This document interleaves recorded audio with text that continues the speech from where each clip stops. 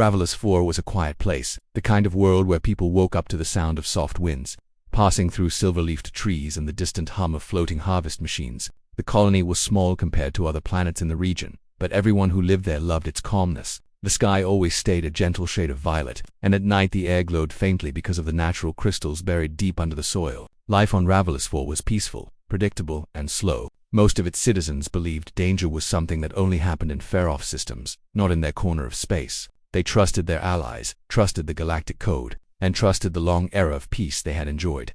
On the morning everything changed. The colony's governor, Lorene Voss, stood on the balcony of her office, overlooking the fields where young workers guided floating crates toward the storage towers. She felt proud of her people for keeping the colony thriving even with limited resources. She was still smiling when a sudden alarm echoed through the tower. At first she thought it was a test run, but then she saw the alert lights flashing red, something she had never seen in her years as governor. Her communicator buzzed. "Governor, you need to come down to the command hall now." Lorene hurried inside. The normally calm and organized command hall was filled with panic as officers rushed from one console to another. Screens showed distorted images, broken signals, and flashes of explosions. Lorene felt her stomach twist. She did not yet understand what she was seeing, but she knew it was real and dangerous. What happened? The communications officer, a young man named Severin, swallowed hard. "Raiders. A full Raider faction has entered orbit. They jammed our signals at first, but we managed to record part of their transmission. They said, Ravelous 4 is now under their control." Lorene's voice shook. "How many ships?" "Too many," Severin whispered. Ravel's-4 had no army, no warships, not even a large security force. Their peaceful nature had never demanded it. They depended entirely on the protection agreements of the Galactic Council, and the nearest protector species, the Serene Laruvians, were known for diplomacy, gentle intervention, and preventing violence through negotiation. Ravelous 4 had always believed that if anything happened, the Laruvians would come. But the raiders attacked so quickly, so unexpectedly, and with such force that the colony barely had time to send a distress signal. The first wave struck at the outskirts, where the energy farms stood. The raiders targeted power stations, harvest machines, and storage towers, not to destroy them but to force the colony into surrender. Their message was clear: submit, or lose everything. People ran through the streets while emergency sirens echoed across the settlement. Families hid inside their homes, praying the raiders would not land further into the colony. Lorene felt her fear rising, but she forced herself to stay strong. A leader could not break when everyone else needed guidance. "Do we know how soon the Laruvians can arrive?" she asked. "We haven't received confirmation yet," Severin replied, "but they're closest. They must have heard our signal." Lorene nodded, clinging to that hope. The Laruvians were known throughout the galaxy as peaceful protectors. They solved problems with soft words, calming a situation instead of escalating it. The colony trusted them completely. Everyone in the command hall began telling each other that the Laruvians would arrive soon with their glowing white ships and diplomatic teams. Once they spoke to the raiders, peace would return. But deep down, Lorene wondered if the raiders would allow time for negotiation. They were ruthless, unpredictable, and feared across several sectors. Rumors said they did not respect treaties or laws. They hunted for resources, slaves, and territories. They believed strength came from taking what others were too weak to defend. Within an hour, the raiders sent another message: "You will surrender the colony's reserves and 20 citizens for labor." Their leader declared, "If you refuse, we will take more." Lorene closed her eyes. She would not hand over her people. She would not kneel to cruelty, but she could not defend the colony with hope alone. "Send the distress call again," she ordered. "Send it in every frequency we can." Severin hesitated. "That may attract other species besides the Laruvians." "I don't care," Lorene said firmly. "If someone hears it, anyone, they might help." The officers followed her orders. The distress call went out again and again, bouncing between satellites and communication relays, traveling farther into space with each passing minute. Every citizen of Ravelous 4 prayed it would reach someone who cared. The colonists planned for the arrival of peacekeepers. They prepared negotiation halls, medical stations, and temporary shelters for anyone displaced by the attack. Everyone tried to stay calm. After all, the Laruvians always arrived when needed. That was their nature. They never responded with violence. They always found a peaceful way to end trouble. But while Ravelous 4 imagined gentle saviors, something else was happening far beyond their star cluster. At the edge of a different region of space, aboard a massive human dreadnought, a communications officer named Mika Wren picked up a faint, broken signal. She frowned and began adjusting her equipment. The moment she unscrambled the message, her eyes widened. "Admiral Ward," she called out, "you need to see this." Admiral Tessa Ward walked toward her, tall, sharp-eyed, and serious. She didn't like interruptions unless they mattered. Mika played the distress call. The audio crackled, but the desperation was unmistakable. Screams, explosions, and the plea of a colony begging for help. Tessa listened carefully as the location data scrolled across the screen. Revelis for Mika said, a pacifist colony. They don't have any defense fleets. Tessa leaned forward. Who attacked them? Raiders. The Grey Claw faction. Tessa's jaw tightened. The Grey Claws were notorious for attacking unarmed colonies. Humanity had clashed with them before, and the battles were never pleasant.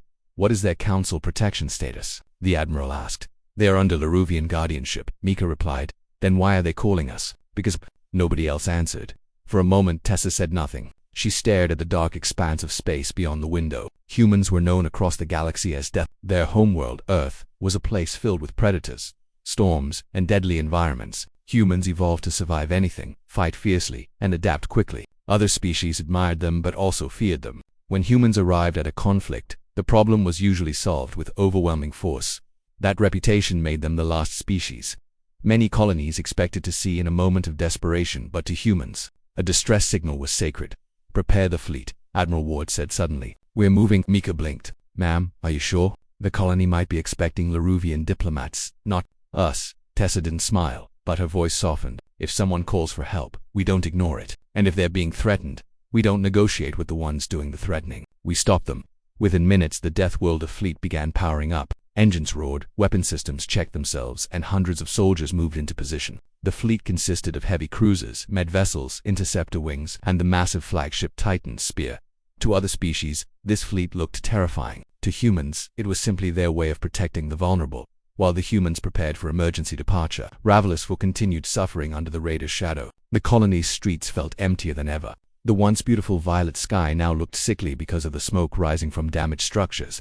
The colonists hid in their homes or in underground shelters, comforting their children, hoping help would arrive soon. In the command hall, Lorene paced back and forth, unable to calm her nerves. Have we received any reply yet? Severin shook his head. Not from the Laruvians, not from anyone. Lorene felt her heart tighten. She wondered if the council had abandoned them or if the raiders had blocked their messages. The colony's hope was fading quickly. Then an alert beeped from one of the consoles. Governor, a technician said, we're detecting something. Everyone turned their attention to the scanner. A faint energy signature appeared, growing stronger. Severin quickly worked at his console, calculating distance, speed, and origin. Asterisk, it's a fleet, he whispered. Someone heard us. Relief filled the room. Everyone began murmuring excitedly, expecting Laruvian ships with their glowing hulls and peaceful banners. Some officers cried out of happiness. After so much fear, the idea of rescue felt like a miracle. But as the signature grew clearer, the technician's expression changed from hopeful to confused. Governor, this isn't Laruvian energy. What do you mean? She asked, trying to understand. The design, the speed, the power output. This is something else. Severin stared at the screen, his face draining of color. He recognized the pattern. He had seen it once before during interspecies training sessions. This is a Deathworlder fleet, he said quietly. Humans, asterisk silence swept through the command hall like an icy wind. People stared at each other, shocked and breathless. Of all the species that could have answered the call, this was the last one they expected. Humans, Lorraine repeated, feeling overwhelmed. Why would they come here? We asked for mercy. We asked for peaceful help. Severin had no answer. All he knew was that humans did not send small fleets. They brought everything needed to end threats quickly. Their presence in orbit could change the fate of the entire colony. Outside, the sky flickered as the first massive ship exited hyperspace, its dark metal plates reflecting the distant star. Citizens in the streets looked up in terror. They had never seen a ship so large, so heavy, so frightening. The Deathworlder fleet had heard their call, but Ravelis IV had no idea what kind of rescue they had just summoned. The raiders noticed the arrival too. Their sensors blared warnings. Their leaders paused, uncertain. They expected peacekeepers, not the most dangerous species in known space. And while the colony froze in fear and confusion, the human fleet calmly prepared for action. They had one mission: answer the distress call and protect the innocent, no matter the cost. The people of Ravelis IV had grown up hearing stories about the Laruvians, the peaceful species who lived among floating gardens and glowing rivers. According to the old tales, Laruvians could calm angry armies just by speaking softly, and even the most violent factions listened to them with respect. The colony admired them deeply. When the distress signal went out, everyone assumed the Laruvians would arrive with their gentle ships shaped like white petals. The colonists imagined negotiators stepping out, wearing flowing robes, reassuring everyone that violence would be avoided and peace restored. That was the kind of mercy Ravelis IV expected. That was the kind of help they believed the universe would send. But as the dark, enormous shapes of human warships settled into orbit, everyone in the colony felt the same sharp fear. Deathworlders had come instead. Humans were not known for gentle words or soft approaches. Their history was full of wars, survival against terrible odds, and a fierce determination to protect themselves. While other species evolved in safe environments, humans evolved on a deadly world where storms, predators, and disease shaped them into a species that refused to surrender to anything. To the people of Ravelous, who valued calm and safety, humans were almost mythical in their intensity. They were said to run toward danger rather than away from it. They built giant buildings, massive machines, and powerful ships. Their hearts were considered brave but frightening, because they believed in fighting for what they cared about rather than discussing it endlessly. So when their sky filled with the silhouette of Titan's spear, the largest human dreadnought ever built, the colonists felt confused and terrified. They gathered in streets, on balconies, and near the edges of shelters, whispering among themselves. Some thought the humans might mistake them for enemies. Others wondered if humans had come to fight the raiders so violently that the colony itself would be caught in the blasts. The idea of peacekeepers arriving had been replaced by a new fear. What if mercy never came? In the command hall, Governor Lorraine Voss felt her throat tighten as she stared at the massive structure floating above the atmosphere. It looked like a city carved into a mountain, armed with more weapons than she had ever seen. She had hoped for soft voices and gentle promises. Instead, she felt like the universe had sent a storm. Severin checked the signals repeatedly, his hands shaking. "They're not attacking," he said, as if trying to calm himself. "They're scanning the planet." "Why aren't they sending a message?" Lorraine asked quietly. "Wouldn't peacekeepers introduce themselves?" "They're not peacekeepers," another officer whispered. "Deathworlders don't talk first. They act first." Lorraine tried to steady herself. She reminded everyone that humans were known to help the innocent, but saying it did little to relieve the tension in the room. The people outside watched as more human ships dropped out of hyperspace leak interceptors, heavy cruisers, carrier vessels, and med. It was a full fleet, not a small response, not a diplomatic group. It was a force ready for war. Meanwhile, the raiders who had taken the outskirts of the colony panicked when they detected the human arrival. Their leaders shouted orders to boost shields and prepare weapons. They had fought many species before, but they had never wanted to fight humans. Stories about human soldiers spread even through lawless groups, stories about their stubbornness, their willingness to fight to the last breath, and their frightening ability to turn hopeless battles into victories. The raiders had come expecting soft-faced diplomats. They had expected to see white Laruvian ships, not metal monsters from Earth, up in orbit. Admiral Tessa Ward stood on the bridge of Titan's spear. She stared down at the purple world below as data scrolled across the screens. The colony's distress call had been received late, but in time to act. She knew that every second mattered now. Her officers studied the map of the planet, marking raider locations, civilian zones, power stations, and communication towers. The officers moved quickly, speaking in short, direct sentences. Unlike many peaceful species, humans used rapid communication in emergencies. They didn't waste words. They didn't ask for meetings. They prepared. Mika Wren spoke up. "Admiral, the colony is attempting to contact us." Tessa nodded slowly, but she didn't open a communication channel yet. "Send them a signal that we received their call." "No details." "Yes, ma'am." On the colony's side, the reply from the humans was so brief and so plain that it only increased confusion. "They heard us," Severin said, "but that's all they sent." Lorraine frowned. "No introduction, no plan." "They don't do introductions," one officer murmured. "They don't ask what the enemy wants. They eliminate the threat." Lorraine knew humans had a different way of understanding mercy, where Ravelous 4 believed mercy meant gentle words and compromise. Humans believed mercy meant ending danger so the innocent could breathe freely again. To them, sparing the guilty was not kindness, it was neglect. But the colony did not understand this yet. They feared humanity's intensity the same way small animals fear thunder. Down on the surface, children huddled with their parents in shelters, asking if the humans would be worse than the raiders. Adults whispered among themselves, unsure how to answer. No one had ever seen Deathworlders up close. Stories said humans were unpredictable, emotional, and violent when provoked. But there were other stories to once about human courage, sacrifice, and loyalty. Stories about soldiers who carried wounded enemies to safety. Stories about human doctors who traveled across the galaxy to help dying populations. Stories about fleets that defended planets, even when there was nothing to gain. The problem was that Ravelous 4 didn't know which version of humanity they were about to meet. Lorraine decided she needed clarity. "Try again," she told her officers. "Send another message. Ask them their intentions." When the message reached Titan's spear, Mika read it aloud. "They want to know what we are planning." Tessa folded her arms as she stared at the raider activity on the screen. "They're frightened. They expected diplomats." "Should we tell them our strategy?" Mika asked. "No," Tessa said firmly. "If the raiders intercept the message, they might try to use civilians as shields. The less information that leaks, the better. But the colony will panic. Better panic than death," Tessa said. "They will understand soon." Humans worked differently from others because they were born on a world that never allowed hesitation. When a threat appeared, they acted to stop it. Their kindness came after the danger was gone. That was their nature. Meanwhile, the colony kept trying to decode the human silence. Some believed the humans were preparing to attack both the raiders and the colony. Others hoped the humans were simply cautious. But almost everyone agreed on one thing: humans were unpredictable. The raiders, for their part, were growing desperate.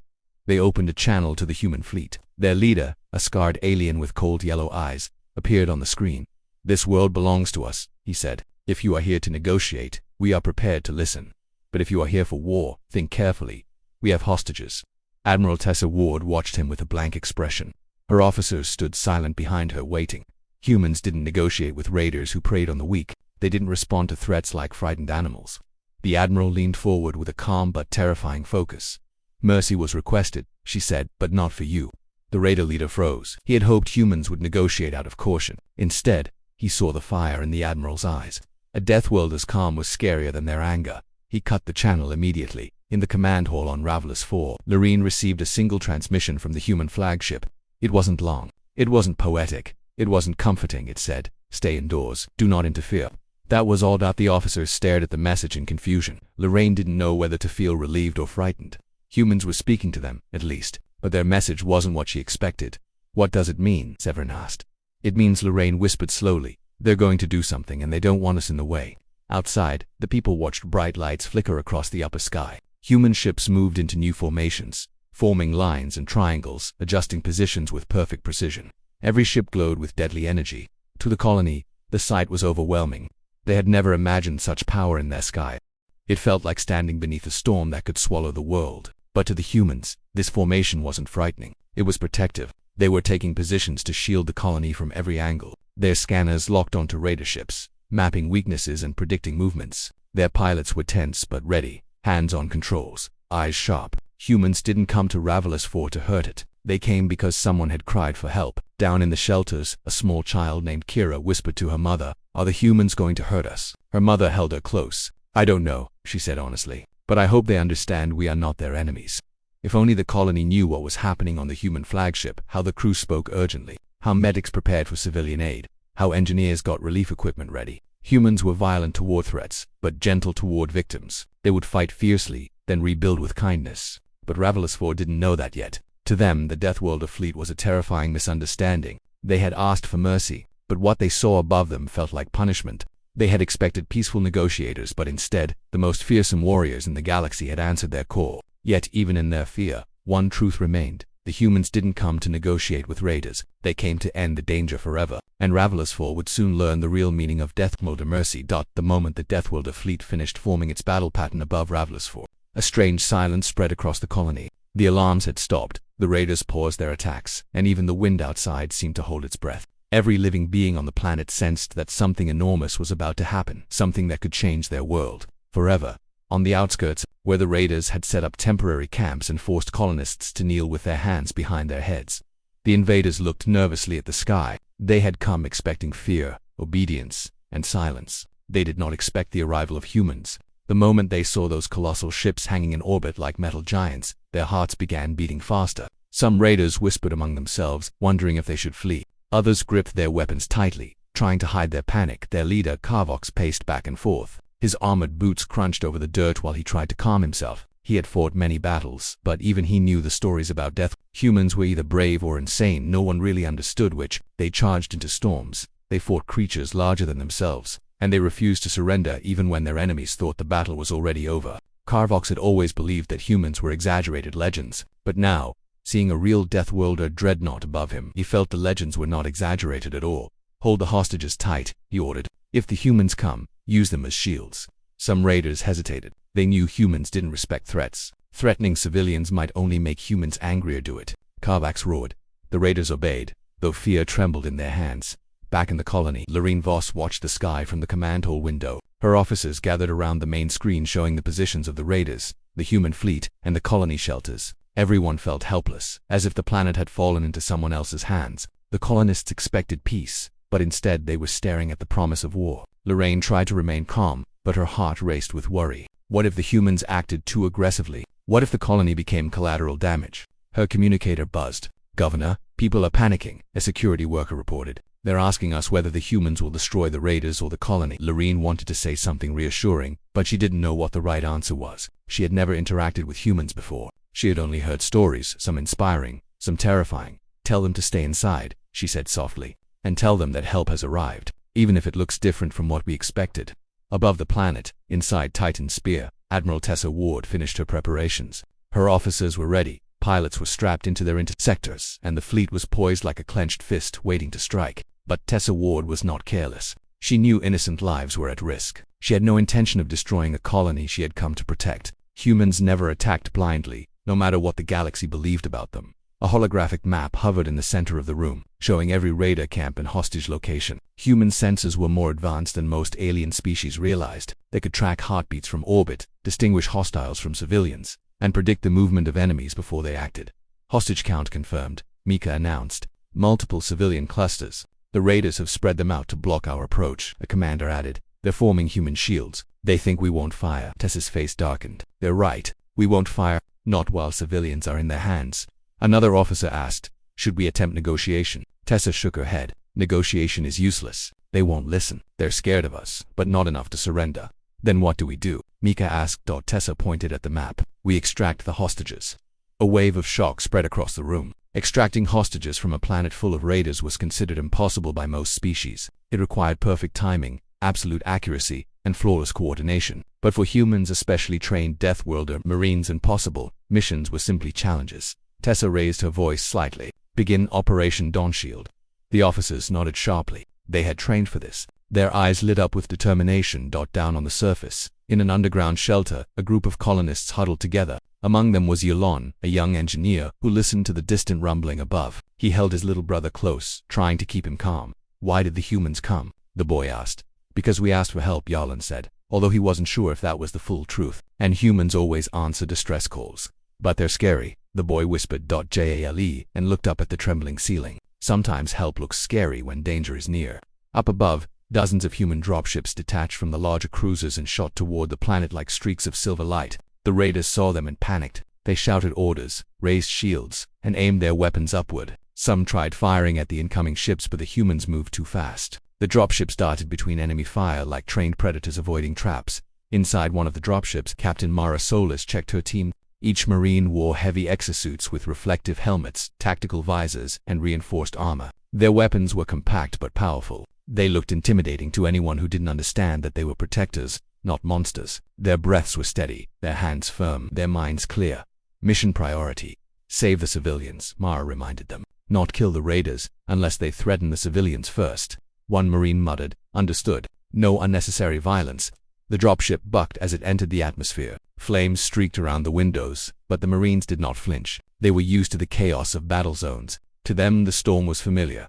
Then the colony command hall. Lorraine stared at the screens with wide eyes. "The humans are landing," she whispered. "They're going toward the raiders." Severin added, "They're sending troops, but none of their weapons are armed." Lorraine blinked. What he zoomed in on the footage. Human Marines moved through the air in formation, but their weapons were pointed downward. They were not here to fight first. They were here to save. Meanwhile, near the raider camps, the dropships landed silently. Their doors opened, and the Marines rushed out, fast as shadows. They used terrain to their advantage, staying low and moving through trees, rocks, and abandoned structures. Raiders fired at them, but human shields absorbed the shots. Some Marines tossed small drones into the air, drones that created smoke screens and light distortions to confuse enemies. One raider tried to drag a hostage forward to use as a shield. But before he could move another step, a Marine tackled him with such speed that the raider didn't even understand what happened. The Marine pinned him down, disarmed him, and tied his hands in less than 3 seconds. "Civilian secured," the Marine shouted. The colonist who had been grabbed stared at the human in disbelief. This armored giant had saved him without harming him, without shouting, without demanding anything. He only said, "You're safe," in a gentle voice that felt strange coming from such a frightening figure. In another camp, Captain Mara Solis led her team to a group of colonists who had been forced to kneel. The Marines moved with confidence and precision. They formed a protective wall between the colonists and the raiders, absorbing enemy fire with their shields. Mara raised a hand, signaling for the raiders to drop their weapons. Some raiders refused and fired. Mara sighed, stepped forward, and knocked them out with swift, controlled strikes. She didn't kill them, she simply neutralized them. One colonist looked at her with wide, shaking eyes. You're humans." Mara knelt down slightly to appear less intimidating. Yes, we're here because you called for help, but we expected diplomats. Mara shook her head gently. We aren't diplomats. We're soldiers who protect the innocent. Are you going to kill the raiders? Only if they force us to, she answered calmly. But our goal is to save you, not destroy them. Back in the command hall, Lorene watched live footage from surveillance drones. The colonists gasped as they saw humans moving through the camps with astonishing skill shielding civilians, disabling raiders, freeing hostages. Not a single civilian had been harmed. Not a single hostage had been lost for the first time since the attack began. Hope blossomed in the hearts of the colonists. But then something unexpected happened. Carvox, furious and desperate, opened a global communication channel. His angry image appeared on every screen. Humans, he shouted, you think you can take my hostages? You think you can steal my territory? He dragged a frightened colonist into the frame. If you come any closer, I will. The feed suddenly changed. Carvax froze mid. The colonist stumbled backward. A human had appeared behind the raider leader like a ghost. A marine not armed, not shouting, just standing there silently. Carvox spun around, eyes wide with fear. Before he could react, the marine moved with precise, controlled force and pinned him down effortlessly. The transmission continued, broadcasting everything. Colonists saw the raider leader fall. They saw the human secure him without injuring him. They saw the colonist being guided away safely for the first time. Ravelis IV saw the truth. The humans weren't here to cause destruction. They were here to end it. Governor Lorene felt tears in her eyes as she whispered, This is their mercy. The raiders surrendered shortly after. They dropped their weapons and raised their hands. They knew resistance was pointless. They had never faced enemies who fought with such discipline and compassion at the same time. Humans had come like a storm, but they protected the weak like guardians. And Ravelis IV was only beginning to understand what Deathworlders truly were. The moment the Deathworlder fleet finished scanning the surface of Ravel, the air around the raider camps began to change. It was as if the planet itself sensed something dangerous approaching, something powerful enough to shake even the strongest hearts. The raiders, who had spent weeks terrorizing the colony, suddenly felt a strange tension in the air. Many of them looked up at the dark sky, where the giant human warships hung like silent beasts waiting to strike. They did not yet understand the truth that their fate had already been decided the moment the distress signal reached the humans. The raider commander, a tall reptilian creature named Varkin, tried to calm his men. He believed the newcomers were just another soft species from the inner ring, maybe another group of diplomats trying to talk them into surrender. Raider groups had faced diplomats before. They ignored them, threatened them, and sometimes even captured them for ransom. Negotiation to them was always a sign of weakness. So when the Deathworlder ships appeared, Varkin smirked, thinking this would be another easy situation to manipulate. With full confidence, Varkin opened a channel to the human flagship. His voice came out smooth and mocking as he said, Unknown fleet, you are entering raider-controlled territory. State your purpose. If you wish to negotiate, we may allow it, but you must understand the colony has already fallen under our authority. For a moment, the humans did not respond. On Ravelis IV's surface, the colonists held their breath, watching the sky with fear, unsure of what was coming next. The Deathworlder ships remained still, silent, almost peaceful, but their quietness only added to the tension. It was the silence of a predator watching its prey. Inside the human flagship, Admiral Tessa Ward listened to Varkin's message. Her expression did not change. She had seen this pattern many times across the galaxy groups who hurt the weak, and thought they could talk their way out of consequences. She leaned forward, tapped a communication key, and sent a single reply back to the raiders. Her voice was calm, steady, and cold. Mercy was for the innocent, not for you. That was all she said. No threats, no warnings, just a simple truth. And the moment those words reached the raider camps, the atmosphere changed completely. Varkin froze. His men stared at each other, confused. They had heard stories of Deathworlders, of humans whose definition of help was very different from the rest of the galaxy, but they never expected those stories to be real. And they certainly never expected humans to appear here, in this forgotten corner of space. Before Varkin could respond, the Deathworlder fleet came to life. Dozens of human ships powered up their weapons systems at the same time. Blue and white lights flickered across their hulls, forming web-like lines that glowed with energy. On the ground, some raiders panicked and began firing their anti-air cannons wildly into the sky. Their shots reached only halfway before dissolving against invisible shields that humans did not even need to dodge. From the largest battleship, a brilliant beam of light shot downward, but it did not explode like normal weapons. Instead, it split in mid-air into hundreds of smaller beams, each one targeting a specific raider structure: communication towers, fuel depots, weapons, bunkers. Every beam struck with perfect accuracy. There were no wasted shots, no uncontrolled blasts. Every strike was measured, calculated, and designed to disable without destroying the surrounding colony. Within seconds, the raiders' main base was in ruins. Fire raged through their weapon storage, and explosions rocked their vehicles. Soldiers ran in every direction, shouting orders, screaming warnings, but none of them could understand how the humans were striking so quickly and so precisely. It was as if the Deathworlders had eyes in every direction, watching every movement. Meanwhile, smaller human ships zipped through the atmosphere like streaks of silver. They flew so fast and so close to the ground that their engines created shockwaves that knocked raiders off their feet. Yet, astonishingly, not a single wave hit the colony areas. Human pilots had targeted only the enemy zones, protecting civilians with near supernatural precision. A team of raiders tried to regroup near a rocky ridge and prepare a counterattack, but before they could even aim their rifles, the sky above them darkened. A heavy assault shuttle hovered overhead. From its underside, a cluster of magnetic pulse bombs dropped silently. The raiders looked up in confusion as the bombs landed among them with soft clicks. Then, in the next instant, a wave of blue electricity surged outward. Weapons malfunctioned, armor plates shattered. The raiders fell to the ground, stunned and unable to move. The Deathworlders had not come to negotiate. They had come to end the threat. Vulcan watched the destruction from a distance, unable to believe what he was seeing. His mind raced. He tried to open a channel again, screaming, "We surrender. Do you hear me? We surrender." But the humans did not answer. The truth was simple. Admiral Ward and her fleet were not interested in talking to raiders who had caused pain and fear to innocent people. To humans, surrender was something noble enemies offered. Raiders, slavers, and those who preyed on weaker species were not noble. They were predators, and predators did not negotiate with higher predators. On the colony side, the people of Ravelous 4 watched everything with wide eyes. They had expected mercy ships, healers, peacekeepers, gentle species who would sit at a negotiation table and try to reason with the raiders. What they saw instead was a storm, a deadly, controlled, precise storm that destroyed every threat with terrifying efficiency. At first, the colonists were terrified, but slowly, as they watched the humans avoid any strike that could harm them, a different feeling began to grow. They saw how the humans targeted only the raiders, how they shielded civilian zones, how they guided stray explosions away from homes. And then the colonists began to understand something important. The Deathworlder fleet wasn't here to bring chaos. They were here to protect. One colonist, an elderly man named Farrellin, whispered to his granddaughter, "Do not fear them. They are fierce because they must be. They are not striking us. They are saving us." The little girl looked at the sky with awe, but they look like monsters. Farrellin placed a hand on her shoulder. Sometimes, to fight monsters, you need someone even stronger. The battle continued for only 20 minutes. 20 minutes was all it took for the Deathworlder fleet to break every raider defense, destroy every base, and ensure that none of the attackers could ever harm the colony again. Raiders tried to escape in ships, but human fighters intercepted them every time. Raider commanders hid underground, but drone swarms found them within minutes. Some ran into the wastelands, but thermal scanners tracked their movements instantly. No raider escaped. Not one. When the final raider outpost fell, Admiral Ward ordered her fleet to stand down. The guns fell silent. The sky returned to its natural color. Smoke drifted slowly across the horizon, and in the colony, people stepped outside their shelters, staring up with a mixture of fear, relief, and disbelief. The threat was gone, completely gone.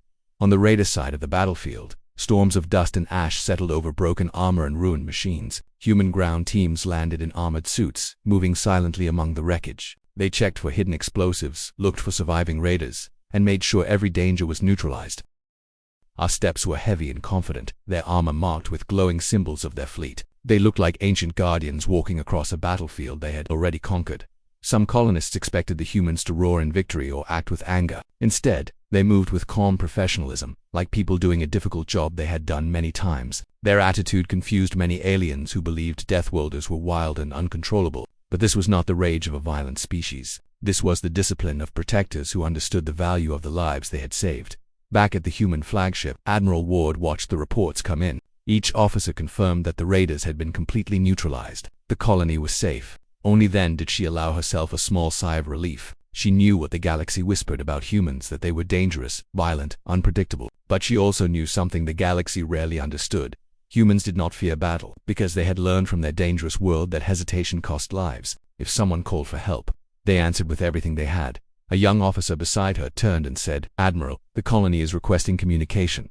Ward nodded. She expected fear, perhaps anger. Many species misunderstood humanity's methods. But she also hoped they would see the truth behind the destruction. When she appeared on the colony's screen, her face calm and steady, the colonists looked at her with awe. No one knew what to say. After a long silence, Farrellin stepped forward and bowed slightly. "Admiral, we thought you came to destroy us." Ward shook her head. "We destroy threats, not people who need help."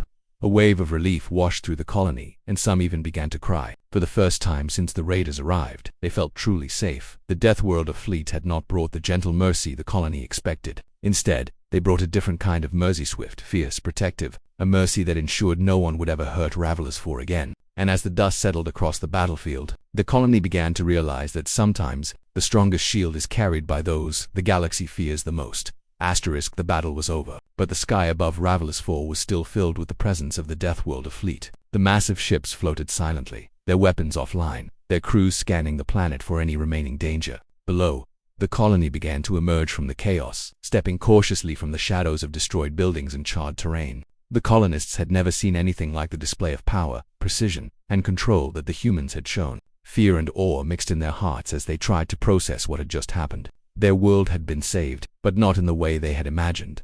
Governor Lorene Voss moved carefully through the streets, observing the aftermath. Children clung to their parents, some staring at the sky with wide, trembling eyes. Families who had huddled in shelters for hours now stepped out slowly, unsure whether it was safe to move. She could see the houses and farms damaged by the raiders' initial attacks, but the areas the humans had protected were almost untouched. It was as if invisible hands had shielded the innocent while targeting only the aggressors. She felt a mixture of relief and disbelief. How could one species, so feared and so powerful, carry out such destruction without harming the innocent? In the open square, a group of colonists gathered, whispering among themselves. "Did you see that?" one man asked. "Not one civilian was hurt, not a single person." Another shook his head. "They are monsters, but they are not cruel. They are guardians." Even as they spoke, human medics and relief teams began moving through the streets, clad in heavy armor but with symbols of care displayed on their shoulders. They assisted the injured, carried the wounded, and set up temporary shelters for those whose homes had been damaged. The colonists watched in awe. These were the same beings who had struck terror into the raiders' hearts just moments ago. Yet now they were gentle, methodical, and kind toward those in need. Captain Mara Solis led a small squad through one of the damaged districts. The raiders had attempted to use mines and traps, but her team disarmed every threat with professional precision. They carefully approached each home, checking for injured residents and making sure no hazards remained. When they found a family trapped under the wreckage of a collapsed wall, the humans lifted it together, moving with such strength and coordination that it seemed effortless. The family, trembling with shock and gratitude, could hardly speak. The smallest child ran into the arms of one of the soldiers and refused to let go. Mara knelt down, speaking gently to the child. "You're safe now. Nothing will hurt you." The simplicity of her words, combined with the reassurance in her voice, seemed almost magical to the colonists. They had expected fear, destruction, and chaos. Yet here was the same being who had destroyed raider fortifications now offering comfort. Lorraine Voss walked closer, overwhelmed by the contrast. She realized that human strength was not just in their weapons or ships but in their unwavering commitment to protect the helpless. While human teams assisted civilians, others began coordinating repairs. Engineers from the fleet assessed damaged energy systems, farms, and communication arrays. The colonists had never seen technology so advanced, yet so practical. Machines were lifted, repaired, and reassembled with almost no effort. The humans worked quickly, knowing that the colony needed to regain stability, and unlike most alien species, they did not make a show of it, they simply did the work. A young boy, standing next to his father as they watched the repair crews, whispered, "Why are they helping us? They could just leave now." His father shook his head slowly. "That is what they call mercy. They don't just stop the danger, they make sure we can live in peace after it." Even among the colonists who had watched the humans with fear earlier, admiration began to grow. They started to understand the strange, paradoxical nature of the Deathworlders, fierce when facing enemies, but gentle toward those they swore to protect. In the command hall, Governor Lorene received a transmission from Admiral Tessa Ward. The image flickered briefly, and the Admiral's calm face appeared on the screen. Her eyes, sharp and focused, met Lorene's. "Governor Voss," Tessa said, "the raiders have been neutralized. Civilians are safe. We will stay long enough to ensure no further threats remain." Lorene nodded, still slightly trembling. "Your fleet, your people, you've done more than we could have imagined. How can you act with such precision and care?" Tessa's expression softened just a little. "Mercy is not weakness. Mercy is responsibility. We protect those who cannot protect themselves, and we stop those who would harm the innocent. That is what we do." The colonists around the hall listened in stunned silence. For the first time, they began to grasp a human perspective, a perspective unlike any they had encountered before. To them, mercy had always meant gentle negotiation and peaceful words, but humans had redefined it entirely. Mercy, in their eyes, was decisive, firm, and uncompromising. It was the act of taking responsibility for others, even if it meant using overwhelming force against threats outside. The raiders who had survived the initial attack were being rounded up. They had been captured without further bloodshed. Human guards secured them quickly and efficiently, moving them to transport ships to be held far from the colony. Not a single raider could harm another person. Not one. The colonists watched, understanding for the first time that the humans' power was not just in their ability to destroy but in their ability to enforce justice without unnecessary cruelty. Meanwhile, human medics worked tirelessly. They treated injuries with skill, even using technology that the colonists could hardly comprehend. Broken limbs were stabilized, burns were soothed, and panic-stricken citizens were calmed. One medic, noticing a small child trembling from shock, carried him into a makeshift medical tent. The child clung to the medic, finally able to relax in the knowledge that he was safe.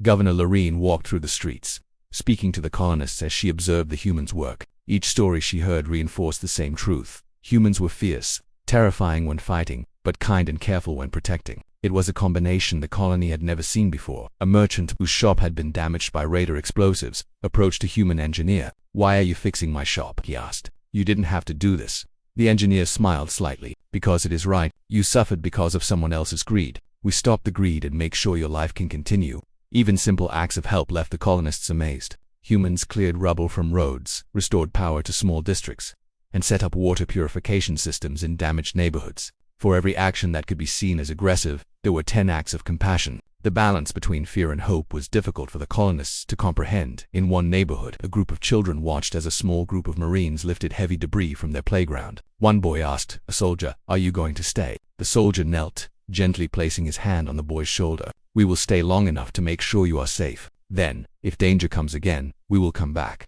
The simplicity of the promise struck the children deeply. For the first time since the raider attack began, they felt truly safe.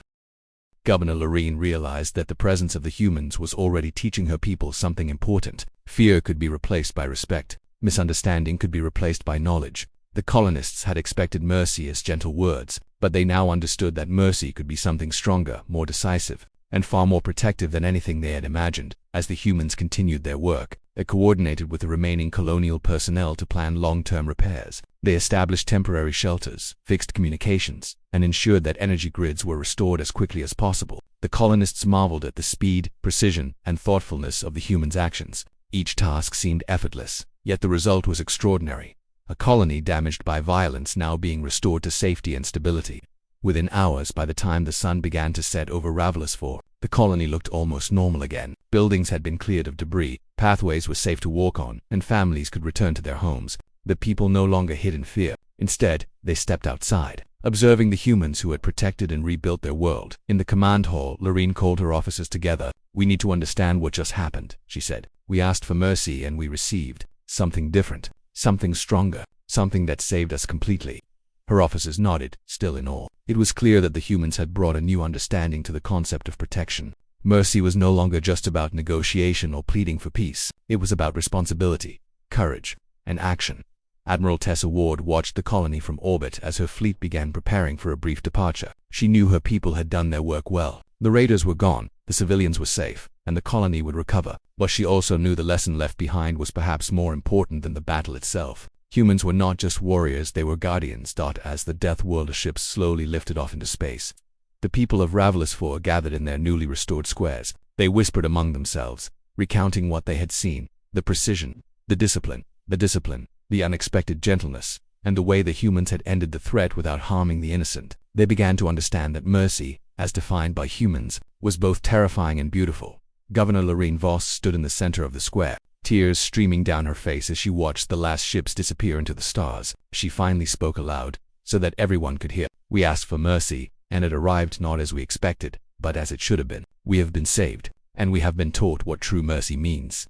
The colonists looked around at each other, understanding for the first time that the humans' fury was not cruel, but protective, that their power was not meant to dominate, but to shield, that their actions, though frightening, were the ultimate form of care. And in the quiet that followed, Ravelous IV began to rebuild not only its buildings, but also its understanding of the galaxy and the powerful species that sometimes answered a simple call for help in ways no one could have imagined. The sun rose over Ravelous IV, casting a golden light across a colony that had survived one of the most terrifying threats in its history. The destruction from the raider attack was now only visible in small patches of scorched earth and collapsed structures. But the biggest damage, the fear. The panic and the sense of helplessness was slowly fading. The colonists were beginning to breathe again. The humans who had saved them had departed the immediate battlefield, leaving behind teams to ensure stability, safety, and organization. Their ships remained in orbit, a silent reminder that protection was only a glance away.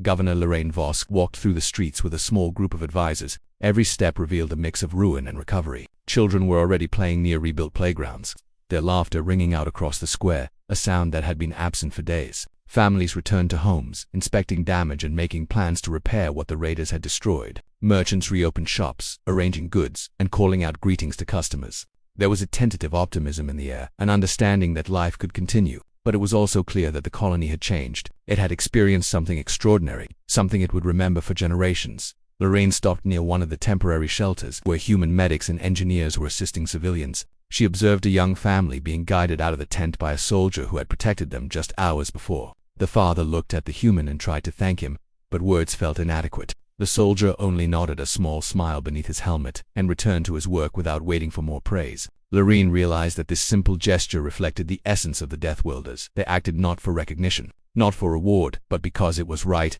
Across the colony, small groups of colonists gathered to share stories. Some spoke of moments when a marine had saved them from traps left by raiders. Others recounted seeing the fleet destroy enemy fortifications without a single civilian casualty. The tales were almost unbelievable. One elderly woman described a marine lifting a massive metal beam off her neighbor's collapsed home with ease, guiding the trapped person to safety while never losing composure. Children whispered about the marines who had shielded them from enemy gunfire. Movements so fast and precise it seemed as if they were dancing with death itself. Every story reinforced the same idea. Humans were fierce, but they were protectors first. Governor Lorraine gathered her senior officers in the command hall. "We survived because of them," she said quietly. "Not because of luck, not because of negotiations, not because the raiders retreated. We survived because someone stronger than we are chose to protect us, and they did so without asking for anything in return." Her advisors nodded, the weight of the day settling on them. "But they didn't stay long," one officer said. "Will they leave us vulnerable in the future?" "They won't," Lorraine replied, her voice firm. "Humans are not here to watch or to patrol. They act when necessary. The colony has seen their mercy, their strength, and their responsibility. That is enough for now." Outside, the human ground teams continued their work. Engineers assessed remaining damage to energy grids and communication systems. Some were repairing water filtration units destroyed by the raiders, while others guided colonists in rebuilding homes and public facilities. Children followed the Marines at a cautious distance, fascinated by the technology and disciplined movements of these strange, powerful beings. The humans did not interact aggressively. They allowed the colonists to watch, to learn, to understand the rhythm of their work. One Marine, noticing a small boy staring at a drone carrying repair equipment, knelt down. "Curious?" he asked gently. The boy nodded, eyes wide. "It's amazing. It's like magic." The Marine smiled beneath his helmet. "It's not magic, it's work. And it's meant to help people just like you."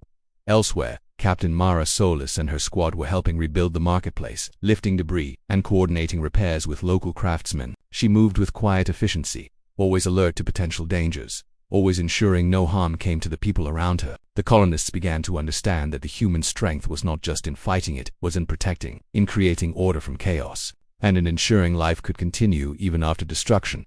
Governor Lorraine paused near the central plaza, observing as a team of medics treated those who had suffered minor injuries or shock. One woman clutched a child tightly, tears in her eyes, while a human medic gently wrapped a blanket around her shoulders and offered words of comfort. It was such a simple act, yet the emotional impact was enormous. For days, the colonists had lived under fear, and now they saw someone who had destroyed their enemies show care and patience for the survivors. The contrast was extraordinary, almost impossible to describe. A young boy approached Lorraine, holding a small flower he had picked near the edge of the damaged fields. "Governor," he said shyly, "can we give this to the humans?" Lorraine smiled. "Yes, we can. They would appreciate it." Though most colonists could not see the humans directly, the gesture symbolized something greater: recognition of the protection, sacrifice, and care the Deathworlders had provided. For a species that had expected mercy as words or negotiations, this new understanding of mercy was difficult but powerful. Humans had redefined the term through action, not speech. The raiders, meanwhile, were being transported far from the colony. Not a single one had been executed. Not a single one had been tortured. The humans had neutralized the threat completely, ensuring that no further harm could come. Yet they treated the captives with fairness. Colonists who had observed the transport from a distance were amazed. The humans could have acted with rage, yet they acted with discipline and justice. Mercy and strength existed together in ways that few on Ravelosaur had ever seen. Governor Lorene reflected on what had happened. The humans had arrived expecting to act decisively, to eliminate threats quickly, and to protect the helpless. They had done so without hesitation, without cruelty, and without seeking recognition. Their methods were frightening to the untrained eye, but they were effective and precise. And in the end, the colony had survived intact, saved not just from immediate danger but from fear itself. A group of children approached one of the remaining Marines. "Will you stay?" one asked. The Marine knelt, looking down at them through the visor. "We will leave soon, but we will always come back if you call for help. Remember what you saw today. Protect those who cannot protect themselves. That is how you honor those who protect you." Even simple instructions like this carried enormous weight. For the first time, the colony understood that the humans' presence had not just defended them, it had taught them a lesson about responsibility, courage, and protection. By evening, the human teams had finished their work on immediate threats. They gathered their equipment, secured remaining resources, and prepared to leave the surface. Some colonists gathered to thank them directly, offering gestures of appreciation and small gifts, but the humans accepted quietly, returning only brief, courteous acknowledgments. Their focus was always on the mission, not on praise.